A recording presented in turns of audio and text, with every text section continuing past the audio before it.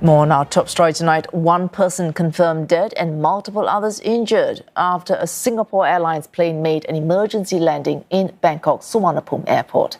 A flight en route from Singapore to pick up the remaining passengers in Bangkok.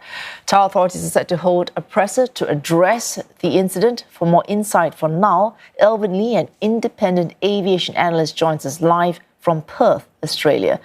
Mr. Lee, we do not know a great deal right now, but what we do know is from flight radar data, the flight radar 24, it says the flight fell 6,000 feet in 5 minutes, about 11 hours into flight. From that very scanty information, what might you read into what might have happened on this flight? Okay, looking at the number of injuries, I believe that the aircraft, the flight, encountered clear air turbulence, which is not, you cannot see it on the radar because it's not caused by cloud. That's why the pilot had no advance notice to inform the passengers. And this is, the turbulence can be from light, moderate, and I think this one that happened is beyond severe. It's extreme, and that's why it caused such damage.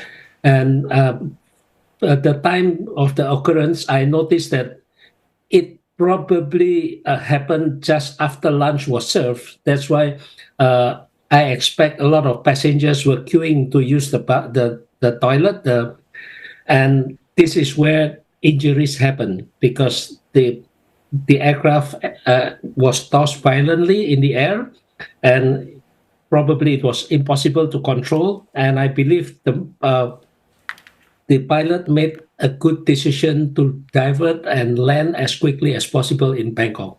That's all. Okay, Mr. Lee, as an expert, explain this to us, because those of us who occasionally do fly, there is turbulence, and the turbulence passes. But for this turbulence, as you say, it is an extreme case. Passengers would have been flung, in one case certainly incurring fatal injuries. But the need after that to have to make an emergency landing, what makes this different from the average case of turbulence experienced in flight? Okay, normally the turbulence that is caused by movement of clouds, the pilots can actually see it in the radar in the cockpit, so they can avoid the turbulence, and they can actually notify passengers as well as flight attendants to return to their seats and wear their seatbelts. Sorry, Mr. Lee, so you're suggesting that he was unable to know whether the turbulence would continue. Are you suggesting that might have been the case?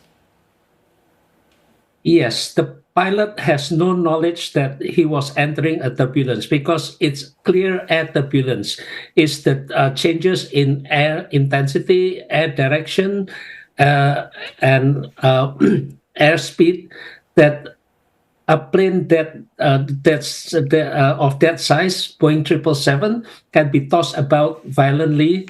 If it's caused by normal turbulence, the cloud-related turbulence, the pilot could have avoided and will have avoided that. But clear air turbulence, there's no way of knowing when it's going to happen, where, and the severity or intensity of the turbulence. It's just like it's like cancer. It can hit us anytime, anywhere without prior knowledge. All right. So, Mr. Lee, earlier our correspondent from Bangkok spoke to us, and she said she had spoken to analysts who had said this was, in most ways that count, a flight-worthy plane, a solid, capable plane, no older than 15 years of age. So you are suggesting, like cancer, this is something that happens when it happens. No matter how worthy a plane is, how worthy a pilot is, these things do happen. Yeah, it's nothing to do with the plane. It's got nothing to do with the pilot's skill. And this is something that you cannot predict it. You cannot avoid it because it happens, and it happens suddenly.